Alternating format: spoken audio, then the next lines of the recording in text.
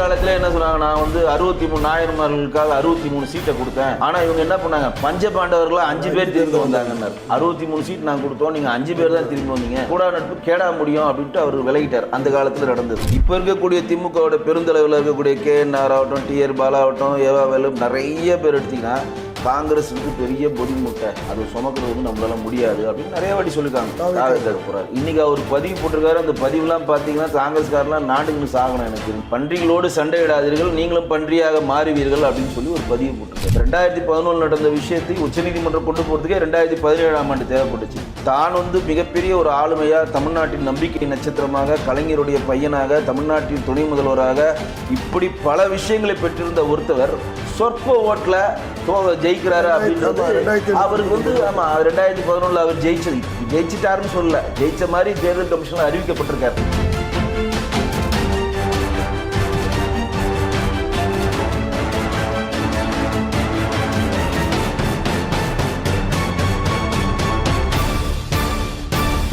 நம் தமிழ் நேயர்களுக்கு வணக்கம். இன்றைக்கு அரங்கத்துக்கு வந்திருப்பவர் பாஜகவின் கலை பண்பாட்டினுடைய மாநில செயலாளருமான வெங்கடேஷ் அவர்கள். அவரிடம் வந்து பல கேள்விகள் கேட்க உள்ளோம். வணக்கம். வணக்கம் சார். சார், இப்போ புதுச்சேரியில் நடந்த விஜயருடைய அந்த பிரச்சாரம், அதில் வந்து முக்கியமாக என்னென்னா பாஜகவை வந்து மிகவும் வந்து குற்றம் சாட்டுறாரு. என்னென்னா கிட்டத்தட்ட எத்தனையோ முறை நாங்கள் வந்து தீர்மானம் போட்டோம், மாநில அந்தஸ்து கேட்டு அவங்க வந்து ஏமாற்றிட்டாங்க, அந்த உரிமையை நம்ம நிலைநாட்டணும் அப்படின்னு சொல்லிட்டு ஓங்கி ஒரு குரல் கொடுத்துருக்காரு. அந்த குரல் எப்படி நீங்கள் பார்க்குறீங்க? தமிழ்நாட்டில் இவர் ஓங்கி கொடுத்த குரல்லாம் எந்த மாதிரி எதிரொலிச்சதோ அந்த மாதிரி தான் இதையும் பார்க்க வேண்டியது இருக்குது. தமிழ்நாட்டில் இப்போ ஒரு குரல் கொடுத்தாரு, மதுரையில் ஒரு குரல் கொடுத்தாரு, அதில் குரல் கொடுத்தாரு, விக்கிரவாண்டியில் குரல் கொடுத்தாரு, கரூரில் குரல் கொடுத்து, இவர் குரல் கொடுத்ததுனால இங்கே அரசியல் எதனா ஒரு மாற்றம் எழுந்திருக்கா? எதனா ஒரு அடிப்படை வசதிகளை இங்கே திமுக அரசாங்கம் அவருக்கு பயந்து செய்தா? குரல் கொடுக்குன்றதை அங்கே இருக்கக்கூடிய கூட்டத்திலையும் குஷிப்படுத்துகிற வேலை தான் தவிர, பாண்டிச்சேரியில் வந்து இன்னைக்கு வந்து புதுச்சேரியில் வந்து மாநில அந்தஸ்து கொடுக்கணுன்றது புதுச்சேரி மக்களுடைய நீண்ட நாள் கோரிக்கை, மாற்று இல்லை, நாங்கள் ஒத்துக்கிறோம். அதை காங்கிரஸ் கவர்மெண்ட் கிட்டத்தட்ட எத்தனை நாள் ஆண்டுச்சு பாண்டிச்சேரி கவர்மெண்ட்டை? இப்போதைக்கு கூட பிஜேபி எங்கே ஆளலை. பிஜேபி ஆதரவு பெற்ற என்ஆர் காங்கிரஸ் தான் சொல்கிற நம்ம ரங்கசாமி சார் தான் ஆள்றாங்க. பிஜேபி ஆதரவு பெற்ற நேரடியாக பிஜேபி எங்கே ஆளலை. மாநில ஆளுநருக்கு தான் வந்து பவர் ஜாஸ்தி. அங்கே எல்லாரும் அது ஒத்துக்கணும். ஆளுநர் துணைநிலை ஆளுநருக்கு தான் பவர் வந்து இங்கே ஜாஸ்தியாக இருக்கும். அந்த இதில் அந்த லா வந்து ஒத்துக்கிறோம், அது மாற்றம் இல்லை. ஆனால் நீண்ட நெடுகாலமாக அங்கே பாரதிய ஜனதா கட்சி சப்போர்ட்டிங் கட்சியாக தான் இருக்குது தவிர ஆளுங்கட்சியாக இல்லை. ஆளுங்கட்சியாக இருந்தது காங்கிரஸ். நீங்கள் திட்டணும்னா யாரை திட்டணும்? காங்கிரஸை திட்டணும். காங்கிரஸ் எங்கேயுமே திட்ட மாட்டேன்னா இது என்னது? இது எவ்வளோ அவருக்கு எழுதி கொடுத்தவங்க எவ்வளோ மூலகாரம் பாருங்கள்.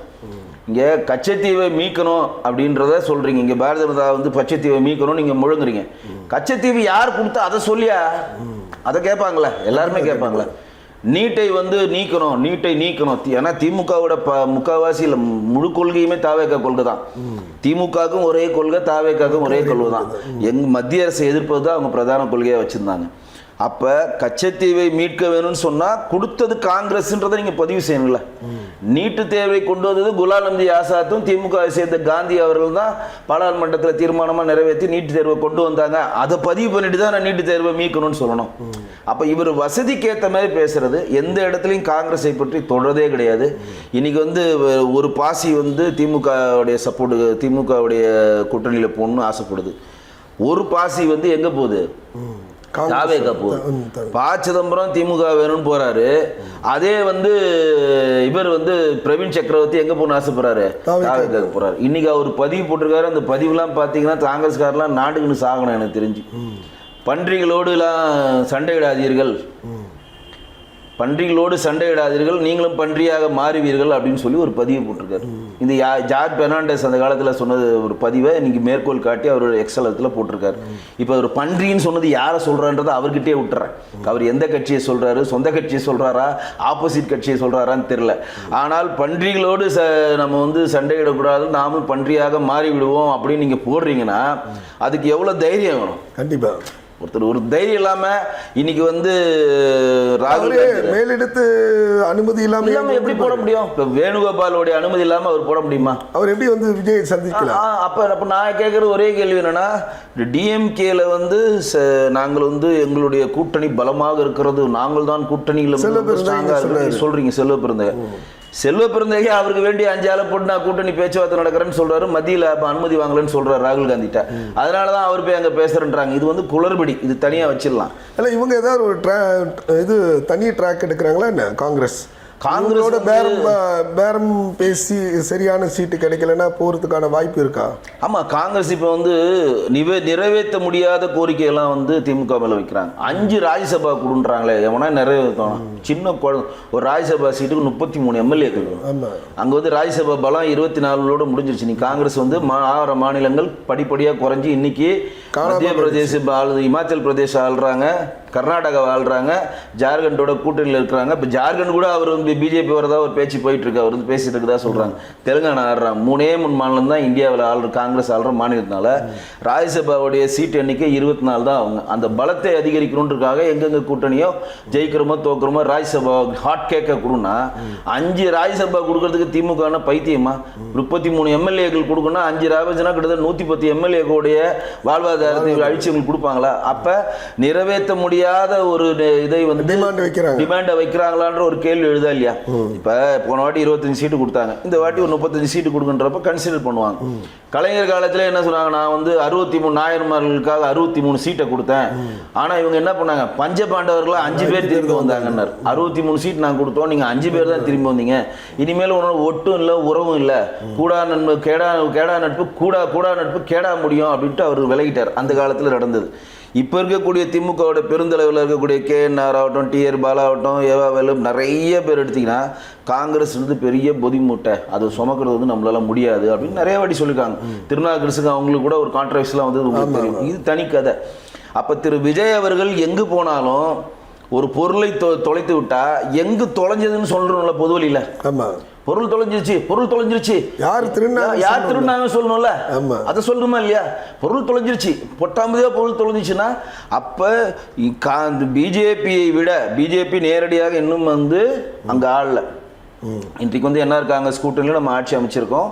நம்ம வந்து என்ஆர் அவர் வந்து என்னன்னா அந்த கவர்மெண்ட் வர பாராட்டுறாரு, கவர்மெண்ட்டுக்கு ரொம்ப சிறப்பாக பண்ணியிருக்காங்க, அதனால அவருக்கு ஒரு பாராட்டுன்னா அங்கேயும் ஒரு கூட்டணிக்கான அஸ்திவாரம் போடுறாருன்னு. இப்போ என்ஆர் காங்கிரஸ் அவர்கள் வந்து ஏற்கனவே ஒரு அறிக்கை விட்டுருந்தார் ஒரு வருஷத்துக்கு முன்னாடி. என்ஆர் காங்கிரஸ் பாண்டிச்சேரியுடன் நாங்கள் சுருக்கி விட மாட்டோம், தாவேக்காவுடன் இணைந்து தமிழ்நாட்டில் போட்டியிடுவோம்னு சொன்னார். தாவேக்காவுடன் இணைந்து தமிழ்நாட்டில் நாங்கள் போட்டியிட போகிறோம் அப்படின்னு ஒரு அறிக்கை சொன்னார். அது அப்படியே நின்று போச்சு. இன்னைக்கு புசி ஆனந்த் அவர்கள் என்ஆர் காங்கிரஸ் தான் இருந்தார் முன்னாடி. அவருடைய சின்ன தொகுதி புசியில் இருந்து ஜெயிச்சதுனால ஒரு ரிலேஷன்ஷிப் இருக்கலாம். ஆனால் வந்து எப்படி வந்து தமிழ்நாட்டில் இருக்கக்கூடிய அரசியல் கட்சிகள் விஜய் நம்பி போக தயங்குகிறார்களோ, இது வந்து அன்டெஸ்டட் பேபியை நம்பி நம்ம போய் தேவையில்லாம போய் மாட்டிக்க கூடாதுன்னு எப்படி நினைக்கிறாங்களோ அதே மாதிரி பழுத்த அரசியல்வாதியும் என்ஆர் காங்கிரஸ் நினைக்கும். நீங்க என்ன வேணா நீங்க ஆஃபர் கொடுக்கலாம், ஆனா அவங்க நினைப்பாங்களே நீங்க நல்லதோ கெட்டதோ காங்கிரஸ் வந்து கிட்டத்தட்ட 50 ஆண்டு காலம் புதுச்சேரியை ஆட்சி செஞ்சிருக்கு. பிஜேபி நீங்க கூட்டணி தர்மத்தோட ஒரு 10 ஆண்டுகள் நம்ம அந்த உள்ள ஒரு மெயினான பவர் செக்டார் நம்ம இருக்கிறோம். ரெண்டாவது பிஜேபியில் இருந்த மாவட்ட தலைவர் தான் இப்ப தாவேக்கால போய் சேர்ந்திருக்காரு. இப்ப நீங்க எல்லாம் நினைக்கிறீங்க புசி ஆனந்த் வந்து பாண்டிச்சேரியை சேர்ந்தவர், அவர் தான் இந்த மீட்டிங்கை வந்து புஷ் பண்ணுறாரு. இல்லை, மகாதேவன் சொல்லுகிற பிஜேபியில் சேர்ந்த ஒருத்தர் மாவட்ட பிஜேபியுடைய பாஜக தலைவராக இருந்தவர் இந்த முறை அவரை இறக்கிட்டு வேற ஆள் கொடுத்தவொன்னா கோச்சிக்கிட்டு அவர் கோஷியோட தாவே கலப்பை இணைஞ்சி அவர் தன் பலத்தை இதனால் வரையும் ஈரோடு பக்கமே எட்டி பார்க்காத விஜய் அவர்கள் இன்றைக்கு செங்கோட்டையின் சேர்ந்தவொன்னா என்ன பண்றாரு, ஈரோடுல நாங்க பொதுக்கூட்டம் போடுறோம், எல்லாரும் வாங்க பொதுக்கூட்டம் நாங்க போட போறோம், மிகப்பெரிய பிரம்மாண்டமான கூட்டம் போட போறோம், ஒரு இந்த மாதிரி சின்னத்தை யாரும் பார்த்துருக்கவே முடியாது, அந்த மாதிரி ஒரு சின்னம் வாங்க போறோம். என்ன சின்னம் வாங்க போறானுன்னு தெரியல, அது என்ன சின்னம், உலக மகா சின்னத்தை வாங்க போறோன்றார். அப்ப எந்தெந்த கட்சி யார் யார் போய் அந்த கட்சியில் இணைகிறார்களோ அவர்கள் அந்த இடத்தில் எதிராளியை பழி வாங்குவதற்கும் தன்ன ஆளுமையை நிறுவுவதற்கும் விஜயை கொண்டு வந்து பயன்படுத்துறாங்க. இப்ப நான் கேட்கறது என்ன, தமிழ்நாட்டில் பெரிய மாவட்டம் சென்னை, ரெண்டாவது மதுரை நடத்துறீங்க, அடுத்து நீங்க எங்க நடத்தணும்? கோயம்புத்தூர் தான் நடத்தணும். கோயம்புத்தூர்ல திருச்சி நடத்தணும். இல்லை, மான்செஸ்டர் தான், கோயம்புத்தூர் தான் அதிக வருவாய் உள்ளது, மக்கள் தொகை பணக்காரர்கள் உள்ள நாடு, பெருமளவு மக்கள் செல்வாக்கு உள்ள இடம் வந்து கோயம்புத்தூர் தான். அப்போ கோயம்புத்தூர் நடத்தணும். அப்படி இல்லைனா எல்லாத்துக்கும் சென்டராக இருக்க திருச்சி நடத்தணும். சம்மந்தமே இல்லாமல் தமா துண்டு ஊர் ஈரோட்டில் போய் நீங்கள் ஏன் நடத்துறீங்க? அப்போ யார் யாருக்கு அவங்க கட்சியில் போய் புதுசாக இணைகிறாங்களோ அவர்கள் ஆளுமையை நிரூபிக்கிறதுக்கும், அவர்கள் வந்து பத்தியா நீ என்னை கட்சி விட்டு எடுத்த, நான் எவ்வளோ பேரை கூட்டம் சேர்த்துட்டேன் பத்தியா, கோபிச்செட்டிப்பாளையத்தில் எடப்பாடி அவர்கள் பழனிசாமி நீங்கள் கூட்டம் போட்டியா, நான் ஈரோட்டில் போய்ட்டு எத்தனை பேரை கூட்டம் பார்த்தியா, இங்கே பார்த்தியா நான் வந்து என்ஆர் காங்கிரஸ் வந்து நீங்கள் என்னை வந்து பிஜேபி கட்சியிலேருந்து விளக்குனீங்களே, இப்போ நான் அந்த கட்சியில் சேர்ந்துட்டேன். எங்க என்னைக்கு சேர்ந்தாருன்னா அவரு செங்கோட்டையன் சேர்ந்த அன்னைக்கு தான் நான் சொன்ன அந்த பிஜேபிக்காரர் சேர்ந்தார். அவர் என்ன பண்றாரு, நான் என் ஆளுமையை நிரூபிக்கிறேன் பார், உங்களுக்குலாம் ஒரு சவாலா இருக்கேன். இப்ப அடுத்த கூட்டம் நாகர்கோயில்ல நாஞ்சில் சம்பத்தை எடுத்துட்டு போவார். அவரு டார்கெட் வைப்பார், என்ன தலைவரே செங்கோட்டையன் கொடுத்துட்டீங்க, இவருக்கு நாஞ்சில் சம்பத்துக்கு அவ்வளவு பெரிய கெப்பாசிட்டி கொடுப்பார்ல, செங்கோட்டையன் கொடுத்துட்டீங்க, பிஜேபியில் இருக்கக்கூடிய இவருக்கு கொடுத்துட்டீங்க, எனக்கு ஒரு வாய்ப்பை கொடுங்க, நான் வந்து பேச்சாலே மக்களை கவுந்துறேன், நாகர்கோயிலுக்கு வாங்க, நீங்க தென் மாவட்டங்களுக்கு ரொம்ப பெரிய வாக்கு வங்கி உள்ள கிறிஸ்தவ வாக்கு அதிகமாக உள்ள ஊர் அப்படின்னு சொல்லி கன்வின்ஸ் பண்ணி, இப்போ நான் சொன்னது நடக்குதா நடக்கல எப்படி நம்ம திருப்பி இன்டர்வியூ எடுக்க போறோம், ஈரோடு முடிஞ்சவொடனே நெக்ஸ்ட் நாகர்கோயிலுக்கு விஜய் இடம் பெயர்வார்.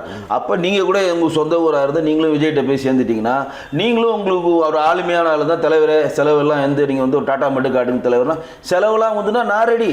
இப்போ பில்லு சாப்பாடு போறீங்க, என்ன வேணும் தலைவரே, காசு இல்லை, என்ன வேணும் தலைவரே, நீ பில்லு கொடுக்குறேன்னா நான் ரெடி வந்து சாப்பிட்றதுக்கு. அந்த மாதிரி தான் அவர் இருக்காரு. இப்போ அவன் இன்னைக்கு ஒரு ஆடு தானா வருது, அதுவே வெட்டிக்கிட்டோம், நம்ம போய் நின்று டாட்டா தானே காட்ட போறோம்னு விஜய் இதை யூஸ் பண்றாரு. கண்டிப்பா இன்னைக்கு பாண்டிச்சேரியிலையும் அப்படிதான் யூஸ் பண்ணிருப்பாரு. ஈரோடுல ஏன்னா விஜய் பாக்கெட்ல இருந்து 5 பைசா வெளியே வராதுன்னு எங்களை மாதிரி ஆட்களுக்கு தெரியும். அப்போ ஒரு ஆடா ஏற்கனவே ஒரு ஆடு வெட்டிக்கிட்டே இருக்கிறாங்க. அந்த யாருன்னா ஆதவர்ஜின ஆடு தான் மொத்தமா வெட்டுப்பட்டுனே இருக்கு. அது என்ன பண்ணுது, ஒவ்வொன்றையா கூட்டு வருது. நானே வெட்டுக்கணுமா, வாடா செங்கோட்டையா நீங்க கொஞ்சம் வெட்டு, மகாதேவன் நீங்க வாங்க, நாஞ்சில் வாங்க, எல்லா ஆடு வாங்க, ஒன்னா போங்க, நீங்களும் வெட்டுவாங்க, நாங்க மட்டும் ஆனா போறாது, எவ்வளவுதான் மாட்டி மாமனார் சொத்து அடிக்கிறது, நீங்களும் உங்க சொத்தை அழிங்கன்னு இருக்காங்க. இப்ப தான் கெட்டது இல்லாம வனத்தையும் சேர்த்ததுமா குரங்குன்ற மாதிரி தான் இந்த கட்சி போயிட்டு இருக்கு. அடுத்தது இன்னொரு முக்கியமானது, அதாவது வந்து 2011 ஏப்ரல் மாதம் கொளத்தூரில் வந்து தேர்தலில் மு.க. ஸ்டாலின் இன்றைய முதலமைச்சரை எதிர்த்து சைதை துரைசாமி போட்டிட்டார். கிட்டத்தட்ட வந்து 2739 வாக்கு வித்தியாசத்தில் தோல்வியை கண்டார். அது சம்மந்தமாக வந்து அவர் வந்து உயர்நீதிமன்றத்தில் வழக்கு தோன்றி இன்றைக்கி வந்து உச்சநீதிமன்றம் வரைக்கும் சென்றிருக்கு. அந்த வழக்கினுடைய சாராம்சம் அதை நீங்கள் இப்போ எப்படி பார்க்குறீங்க? அதை அதாவது நீதி வந்து தாமதப்பட்ட நீதி வந்து மறுக்கப்பட்ட நீதிக்கு சமம் அப்படின்னு சொல்லுவாங்க. ஆனால் நீதி வந்து ஃபைனலாக வந்து வெற்றி அடையும். இன்றைக்கு வந்து சைதை துரைசாமி அவர்களுக்கு வந்து வெறும் 2300 ஓட்டில் தோற்றது வந்து யாருமே ஏற்றுக்கொள்ள முடியாது. அது ரீகவுண்டிங் கேட்டார், அது கேட்டார், இது கேட்டார், எல்லாம் பண்ணாங்க. பட் ஆனால் சென்னை உயர்நீதிமன்றம் அது வந்து ரிஜெக்ட் பண்ணிட்டாங்க. 2017 உச்சநீதிமன்றம் போயிருக்காது. நீங்கள் வந்து நீதிபதி பிரச்சனை என்னன்னா, நீதிமன்றம் சென்றாவே அது வந்து எவ்வளோ சீக்கிரம் அதுக்கான சொல்யூஷன் கிடைக்குன்றது தெரியல. 2011 நடந்த விஷயத்தை உச்சநீதிமன்றம் கொண்டு போகிறதுக்கே 2017ஆம் ஆண்டு தேவைப்பட்டுச்சு. இப்போ அதை ட்ரையல் எடுத்து அது சம்பந்தமாக ஆராயறதுக்கு 2025 வந்திருக்கு. ஆனால் இது வந்து மாண்புமிகு முதலமைச்சர் திரு மு.க. ஸ்டாலின் வாழ்வியல்ல ஒரு பெரிய கரும்புள்ளி. ஏன்னா 2000 நீங்க வந்து முதலமைச்சர் அப்ப நீங்க வந்து துணை முதல்வராக இருந்தார். நான் துணை முதல்வர், நான் முதலமைச்சர், நான் தான் வந்து ஆளுமையான ஆளுன்னு நீங்க சொல்றீங்க. 2வது வந்து கலைஞருடைய பையன்ற ஒரு கிரேஸ் இருக்கு. 3வது அதிகாரத்தில் வந்து ஈஸியா வரக்கூடிய பவர் இருந்தது. 4வது அவங்க ஆளுங்கட்சியா இருந்தாங்க. என்னென்னமோ அவங்க இருந்தாலும் அந்த இடத்துல வெறும் 2300 ஓட்டில் தான் நீங்கள் ஜெயிக்கிறீங்கன்னா அப்போ அங்கே எதுவுமே இல்லைன்னு அர்த்தம். இப்போ ஆம்ஸ்டாங் கொலை வழக்கில் கூட வந்து ஸ்டாலினோட வெற்றியை வந்து சில பேர்லாம் கம்பேர் பண்ணாங்க. ஏன்னா ஆம்ஸ்டாங் அன்னைக்கு வந்து சுயேட்சைன்னு ஒரு 5000 ஓட்டை பிரிச்சாரு. ஏன்னா அந்த ஏரியா கவுன்சிலர் அவர் பகதூர் சமாஜ் கட்சியினுடைய ஆம்ஸ்டாங் ஏரியா கவுன்சிலர் இருந்தார். ஸ்டாலின் இந்த ஓட்டு எடுக்கிறப்ப அவர் ஒரு 5000 ஓட்டு வாங்கினார். அந்த 5000 ஓட்டு அவர் வாங்காமல் இருந்தானா இந்த ஓட்டு கூட நமக்கு வந்து ஒரு டீசெண்டான ஓட்டில் வந்திருக்கான்ற ஒரு சர்ச்சையே எழுது. அது எந்தளவு உண்மைன்னு நமக்கு தெரியாது. ஆனால் தான் வந்து மிகப்பெரிய ஒரு ஆளுமையாக, தமிழ்நாட்டின் நம்பிக்கை நட்சத்திரமாக, கலைஞருடைய பையனாக, தமிழ்நாட்டின் துணை முதல்வராக இப்படி பல விஷயங்களை பெற்றிருந்த ஒருத்தவர் சொற்ப ஓட்டில் ஜெயிக்கிறாரு அப்படின்றது அவருக்கு வந்து ஆமா 2011 அவர் ஜெயிச்சிட்டாருன்னு சொல்லல, ஜெயிச்ச மாதிரி தேர்தல் கமிஷன்ல அறிவிக்கப்பட்டிருக்காரு. ஏன்னா நீங்க உச்சநீதிமன்றத்தில் நிலுவையில் இருக்கு. உச்சநீதிமன்றம் இன்னைக்கு அது ட்ரையல் எடுத்திருக்காங்க. அதற்கான ஆவணங்களை சரி பார்த்து அதற்கான தீர்ப்புகள் கொடுத்தாங்கன்னா சைதை துரைசாமி அவர்கள் போட்ட வழக்கு செல்லும். மாண்புமிகு முதலமைச்சர் திரு மு.க. ஸ்டாலின் வெற்றி பெற்று செல்லாதுன்னு சொன்னார்னா அவருடைய லைஃப்ல மிகப்பெரிய அது ஒரு கரும்புள்ளி தான், மாற்று இல்லை. ஆனால் நாம என்ன பொது வழியில் வைக்கிறோம்னா 2011 தேர்தலில் அதுக்கப்புறம் 2 தேர்தல் வந்து ஜெயிச்சு நீங்க முதலமைச்சராக ஆனப்போம் இன்னும் அது வந்து நீதிமன்றத்தில் இருந்து அதற்கான நீதியுடைய விஷயங்களுக்கு போராடுகிற திரு சைதை துரைசாமி அவர்களுக்கு நம்ம பாராட்டணும். என்னைக்கு இருந்தாலும் எங்களுக்கு நீதி கிடைக்கணும். இன்னைக்கு வரையும் அவர் போராடுறாரு. அவர் அரசியல் விட்டு இன்னைக்கு விலகி நிற்கிறாரு. எம்ஜிஆர் புகழை பரப்புகிற வேலைகளை மட்டும்தான் பண்ணி எந்த ஒரு பொது நிகழ்வு அரசியல் நிகழ்வு கலந்துக்காம இருந்தாலும் அந்த நேரத்தில் தான் தோத்ததை வந்து அவரால் ஜெயிஜிஸ் பண்ணாருன்னா அது தோத்தனால தான் அவர் சென்னை மேயர் ஆனார். அது வேற விஷயம். கண்டிப்பாக கண்டிப்பாக சென்னை மேயர் ஆக்குனாங்க. அவர் சென்னை மேயர் ஆனனால தான் நீங்கள் அம்மா உணவுன்னு ஒன்று புதுசாக கொண்டே வந்தாங்க. அது மாதிரி பல விஷயங்களுக்கு இருக்கு. இருந்தாலும் தான் தோற்றதை அவர் டைஜஸ்ட் பண்ணாமல் இன்னைக்கு வந்து அது வழக்கை தொடர்ந்து அவர் வந்து வாதாடி எப்படியாவது வந்து நான் ஜெயிச்சது செல்லும், அன்பு முதலமைச்சர் மு.க. ஸ்டாலின் ஜெயிச்சது செல்லாதுன்னு அந்த நீதி போராட்டத்துக்கு வெற்றி பெற நம்ம வாழ்த்து சொல்லணும். அடுத்தது வந்து முக்கியமாக பரபரப்பாக பேசக்கூடியது KN நேரு. கேனருடைய மறுபடியும் வந்து அவரை வந்து விசாரணைக்கு அழைச்சிருக்காங்க இடி. அது நீங்கள் எப்படி பார்க்குறீங்க வெங்கடேஷ் அப்போ பத்திரிகை? இது வந்து விசாரணைக்கு அழைச்சா நீங்கள் எத்தனை வாட்டி விசாரிக்க அழைச்சாலும் நாங்கள் கண்டுக்க மாட்டோம்னு தமிழக காவல்துறை இருக்கிறது வந்து ஏற்புடையதே கிடையாது. இங்கே இருக்கக்கூடிய தமிழக அரசாங்கம் வந்து நீதிமன்றத்தையும் மதிக்க மாட்டேங்குது. இப்போ என்னன்னா ஹையஸ்ட் எது பார்த்தீங்கன்னா நீதிமன்றம். நீங்கள் வந்து யாரை வேணால் நீங்கள் பண்ணலாம். அமலாக்கத்துறை கேட்க மாட்டேன், சிபிஐ கேட்க மாட்டேன், மினிஸ்டர் சொன்னால் கேட்க மாட்டேன், லோக்கலில் யார் சொன்னாலும் கேட்க மாட்டேன் அப்படின்றது உங்களுடைய உரிமைகளாக உங்கள் பவர் செக்டாரை முன்வைக்கலாம். ஆனால் நீதிமன்றம் சொல்வது நீங்கள் கேட்டே ஆகணும். கண்டிப்பாக நீதிமன்றம் சொல்கிறது நீங்கள் கேட்க, அதுவும் ஒரு பெஞ்சு சொல்கிறது நீங்கள் ரிஜெக்ட் பண்ணி ரெண்டாவது பெஞ்ச் போகிறீங்க. ரெண்டாவது பெஞ்சு வந்து நீங்கள் போட்ட வழக்கை தள்ளுபடி பண்ணி நீதிமன்றத்தில் வந்து தீபத்தூணில் தீபம் ஏற்றணும்னு சொல்லி ஆர்டர் பண்ணுறதையும் நான் வந்து அப்பீல் போகிறதுக்கு 30 நாள் டைம் இருக்குது, அதனால் நாங்கள் அது இது இம்ப்ளிமெண்ட் பண்ண மாட்டோம்னு சொல்லிட்டு நீங்கள் உச்சநீதிமன்றம் போகிறீங்கன்னா அப்போ உங்களுடைய நோக்கம் என்னென்னா இந்துக்களுக்கு எதிரான ஒரு அரசாங்கத்தை கட்டமைக்கணும் தான் உங்கள் நோக்கமாக இருக்குது. கண்டிப்பாக. இப்போ எல்லாரும் என்ன சொல்கிறாங்கன்னா, நான் எங்களுடைய முன்னாள் மாநில திரு அண்ணாமலைஜி கூட ஒரு கேள்வியை பதிவு பண்ணார். தமிழ்நாட்டில் திமுக 1921 ஆட்சி அமைச்சு இன்னைக்கு 25 வரையும் கிட்டத்தட்ட தமிழ்நாட்டில் 161 கோயில்கள் இடிக்கப்பட்டிருக்கு. ஏன் கோயிலில் போய் இடிக்கிறதுனா கோர்ட் ஆர்டரு. நைட்டு கோர்ட்டு 11 மணிக்கு ஆர்டர் போட்டால் காலைல இப்போ விடிய காலம் 5 மணிக்கு இடிக்கிறான். ஏன்னா நாங்கள் கோர்ட் ஆர்டர் மீற மாட்டோம், அதை நாங்கள் இம்ப்ளிமெண்ட் பண்ணுவோம். அப்போ கோர்ட் ஆர்டரை இம்ப்ளிமெண்ட் பண்ணுறேன்னு சொல்கிற நீங்கள் ஏன் அந்த கோர்ட் ஆர்டரை ஃபாலோ பண்ண மாட்டேன்றீங்க அப்படின்ற ஒரு கேள்வி எழுதா இல்லையா?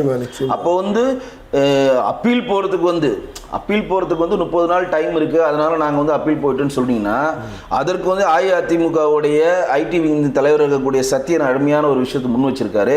இன்றைக்கி மேகதாது அணையை கட்டக்கூடாது அப்படின்னு சொல்லி உச்சநீதிமன்றம் தீர்ப்பளிக்குது. அப்போ மேகதாது அணையை கட்டக்கூடாதுன்னு கர்நாடக அரசு வந்து நாங்கள் அப்பீல் போக 30 நாள் இருக்குது, நாங்கள் கட்டிக்கிட்டே இருக்கிறோம், அப்பீல் போன பிறகு தீர்ப்பு வந்தோன்னு பார்த்துட்டு கட்ட ஆரம்பிச்சிட்டாங்களா? அப்படி கட்டினா அவங்க நிலைமை என்ன ஆகும்? திரு கலைஞர் அவர்கள் இறக்குறாரு, மெரினால் அவருக்கு வந்து இடம் வேணுன்றாங்க. வில்சன் அவர்கள் வந்து போய் மூணு பேர் கொண்ட அமர்வுகளை தட்டி எழுப்பி ஆர்டர் வாங்கிட்டு வராங்க. அப்போ மாண்புமிகு அன்றைக்கு முதலமைச்சர் அந்த எடப்பாடி அவர்கள் வந்து நாங்கள் அப்பீல் போக போகிறோம், அது வரையும் உங்கள் கலைஞர் பாடியை மாற்றவில் வச்சுக்கோங்க, 30 நாள் டைம் இருக்குன்னு சொன்னால் இவங்க நிலைமை என்ன ஆகும்? அன்றைக்கு மனிதாபிமான அடிப்படையில் அவர் அப்பீல் போகலை. அப்போ உங்களுக்கு தேவைன்னா உடனடியாக அதை இம்ப்ளிமெண்ட் பண்ணுறது, உங்களுக்கு தேவையில்லைன்னா அது வந்து நான் அப்பீல் போடுறேன்னு சொல்கிறது முழுக்க இந்து விரோத கட்சி. இது ஒரு பக்கம்.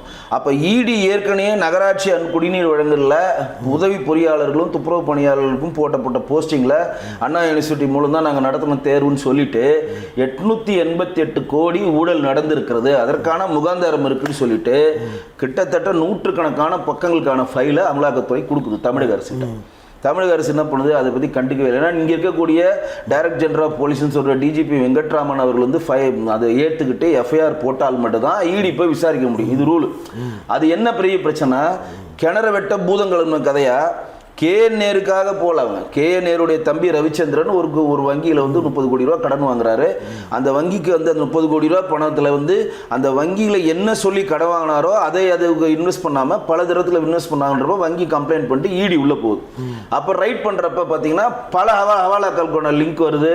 10 ரூபா எப்படி 20 ரூபா தினகரன் ஃபேமஸ் ஆர்கே நகரில் அதுமாரி 10 ரூபா அட்டை ஒன்று வருது. அதில் இந்த அட்டையை வச்சு டிரான்ஸ்லேட் பண்ணுறாங்க. ஹவாலா translation, WhatsApp translation, commissioner குமரகுருவோட translation, இப்படி பல விஷயங்கள் அங்கெல்லாம் கிடைக்கிறப்ப தான் கிணற வெட்ட பூதங்கள் மாதிரி அது பூதமாக கிளம்புறப்ப தான் இந்த கிட்டத்தட்ட 2800 பேர் நியமனத்தில் 888 கோடி ஊழல் புரிஞ்சிருக்காங்க. அதற்கான முகாந்திரம் இருக்குது. அதற்கான டிஜிட்டல் ஃபார்முலாவை நாங்கள் எடுத்துப்பட்ட தடயங்களை உங்ககிட்ட சப்மிட் பண்ணியிருக்கோம். அதை நீங்கள் எடுத்துகிட்டு நீங்கள் எஃப்ஐஆர் ஃபைல் பண்ணி எங்களுக்கு கொடுங்க, நாங்கள் உள்ளே வந்து விசாரிக்கிறோம்னு சொல்கிறாங்க. இன்றைக்கி வரையும் வரல. இன்றைக்கி அதே இடி 2வது முறையாக அவங்க கொடுத்துருக்காங்க. என்ன கொடுத்துருக்காங்க? 1002 கோடி ரூபா நீங்கள் வந்து ஊழல் பண்ணியிருக்காங்க. இந்த நகராட்சி குடிநீர்களுடைய அமைச்சராக இருக்கக்கூடிய திரு கேஎன் அவர்கள் வந்து கழிப்பறை ஊழல், டெண்டர் கொடுக்கறதுல வந்து 10% 20% கமிஷன் முன்னாடியே வாங்கிக்கிறது, அந்த முன்தேதியிட்ட டெண்டருக்கு உடனே சாங்ஷன் பண்ணுறது, அப்புறம் வந்து குடிநீர் சம்மந்தமான தொட்டிகள் கட்டுறது, அந்த மாதிரி தண்ணீர் சம்மந்தமான விஷயங்கள், துப்புரவு சம்மந்தமான விஷயங்கள், இப்படி பல விஷயங்கள் நகராட்சி சம்மந்தமான பல விஷயங்களில் கிட்டத்தட்ட 1002 கோடி ரூபா ஊழல் நடந்திருக்குன்னு சொல்லி அந்த டேட்டாவையும் சேர்த்து கொடுத்து எங்களுக்கு பர்மிஷன் கொடுங்கன்றாங்க. ஆனால் வாய் மூடி மௌனமாய் இருக்கிறது. நிச்சயமா வெங்கடேஷ், இதுக்கான நேரம் காலங்கள் நீதி வந்து நிச்சயமாக வெல்லும் அப்படின்னு சொல்லிட்டு ஆணித்தரமாக நீங்கள் சொல்லியிருக்கீங்க. பொறுத்திருந்து பார்ப்போம். நன்றி. நன்றி.